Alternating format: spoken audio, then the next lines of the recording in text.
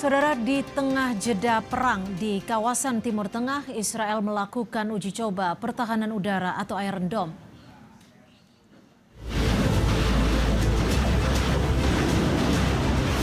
Organisasi Pertahanan Rudal Israel melalui Kementerian Pertahanan Israel bersama dengan Rafael Advanced Defense Systems menyelesaikan serangkaian uji coba komprehensif sistem pertahanan udara Iron Dome terhadap berbagai ancaman canggih dengan menggabungkan pelajaran operasional yang dipakai selama perang. Rangkaian uji coba tersebut meneliti beberapa peningkatan yang terintegrasi ke dalam sistem untuk lebih meningkatkan kinerjanya terhadap skenario yang mensimulasikan ancaman yang ada dan yang akan datang, termasuk roket, rudal jelajah, serta peningkatan teknologi yang meningkatkan kemampuan sistem untuk menghadapi laju dan volume tembakan yang tinggi.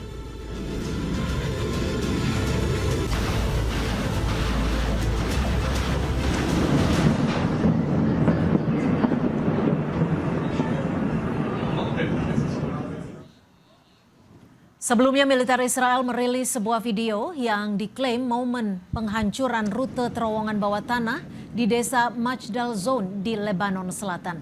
Tentara Israel, IDF, mengklaim rute itu panjangnya lebih dari 200 meter dan kedalaman lebih dari 25 meter, serta di dalamnya terdapat ratusan senjata dan 4 poros peluncuran yang diarahkan ke wilayah negara Israel ditemukan.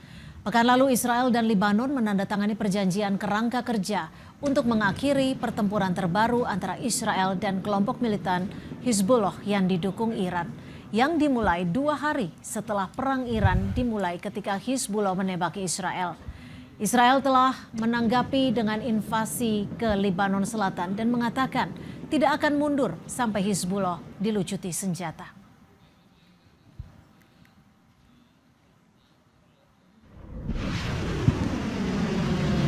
Teka-teki kelanjutan kesepakatan damai Amerika dan Iran diungkap mediator dari Qatar. Kementerian Luar Negeri Qatar menjelaskan kehadiran utusan Amerika Steve Witkoff dan Jared Kushner di Doha untuk bertemu dengan mediator Qatar dan tidak akan ada negosiasi langsung dengan Iran.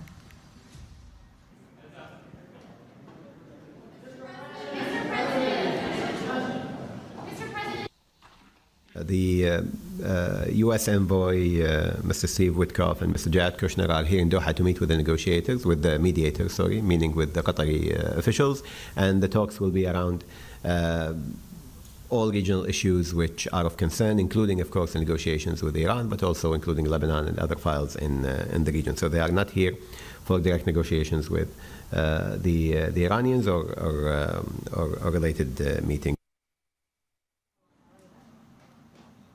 Sebelumnya, Presiden Amerika Serikat Donald Trump mengklaim Iran ingin bertemu untuk melanjutkan pembahasan damai. Amerika dan Iran memiliki tenggat waktu sekitar pertengahan Agustus untuk mencapai kesepakatan damai permanen, termasuk kesepakatan tentang program nuklir Iran yang disengketakan. You know, oil prices are way down.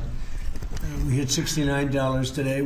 It was higher than that prior to the denuclearization of Iran fight that we have, which we're doing very well. There'll be a meeting on that tomorrow in Doha, and to go into Qatar.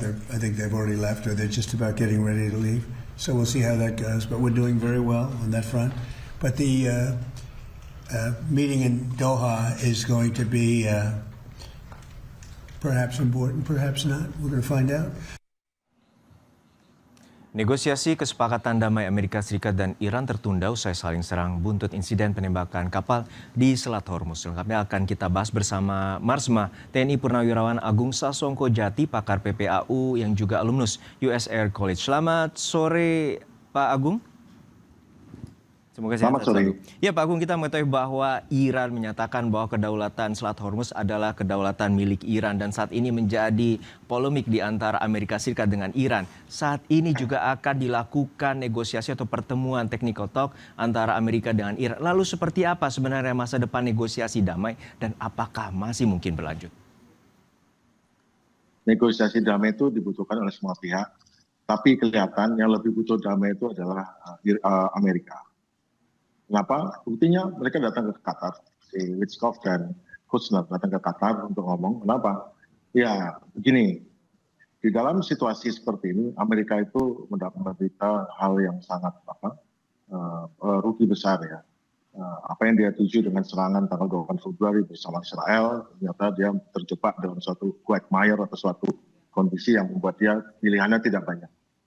Dan untuk itu maka mereka meskipun dengan klaim menghancurkan Iran, banyak hal dihancurkan, banyak yang dibunuh, tapi kenyataannya semua tujuan objektifnya tidak tercapai. Iran survive dan sekarang Iran balik menekan dengan menutup Selat Hormuz ataupun mengancam menutup Selat Hormuz atau mengurangi volume minyak keluar dari Selat Hormuz atau energi keluar dari Selat Hormuz, membuat Amerika menjadi terdesak.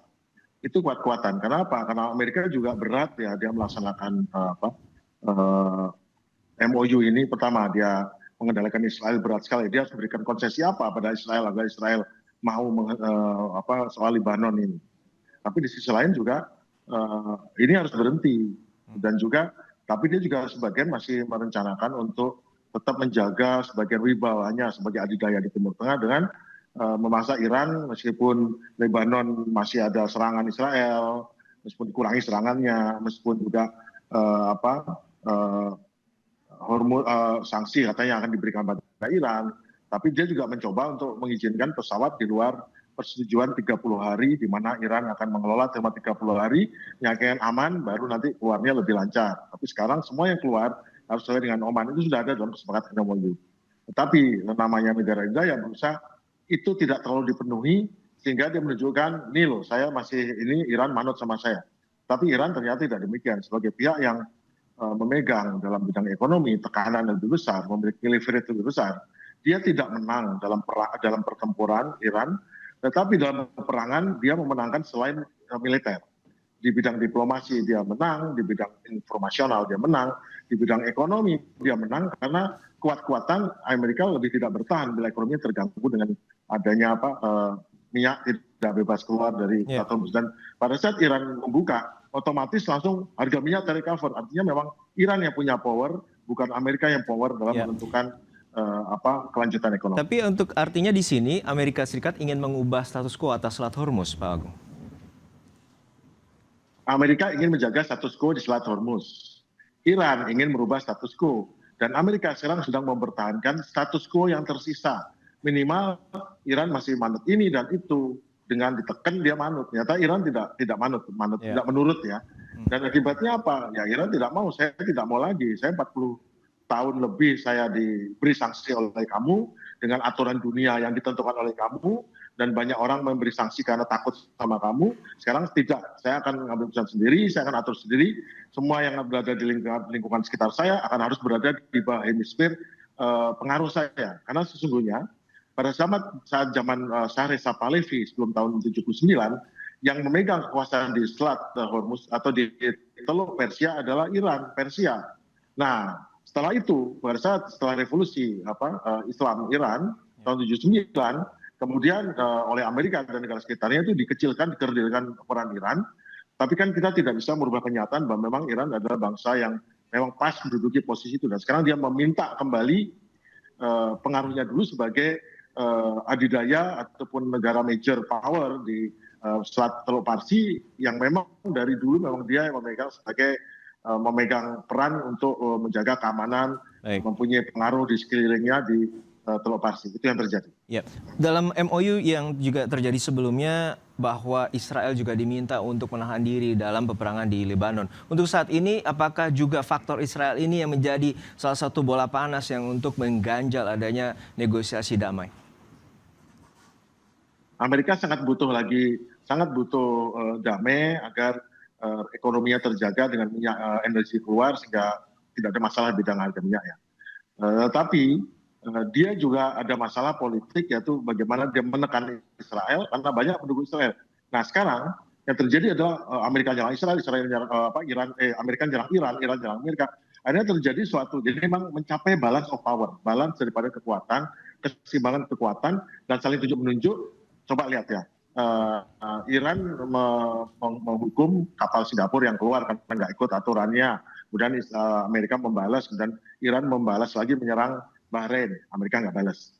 Setelah itu Iran menyerang kapal dari Panama, dibalas sama Amerika nyerang di Iran balas lagi nyerang Kuwait dan Bahrain lagi, Amerika nggak balas, tiba-tiba sekarang mereka sepakat menghentikan menyerang, tidak ada balas-balasan lagi, tapi sekarang Iran nuntut lebih besar lagi, saya minta Lebanon selesai, kalau nggak mau. Baik. Artinya Iran yang punya dasar berbuat dan Amerika yang ngirim 2 utusannya ke sana, siapa kekuatan, akhirnya terbukti Iran nggak mau menyerah, ya akhirnya yang terjadi sekarang adalah perundingan dilanjutkan dengan posisi Amerika lebih lemah. Bagaimana karena saat ini posisi Selat Hormuz menjadi krusial untuk menuju negosiasi damai antara Amerika Serikat dengan Iran yang juga akan dilakukan negosiasi di Doha, Qatar pada pekan ini. Terima kasih sekali lagi atas perspektifnya Marsema TNI Purnawirawan Agung Sasongko Jati, pakar PPAU dan juga alumnus US Air College telah berbagi perspektif di Kompas Petang. Sehat selalu Pak.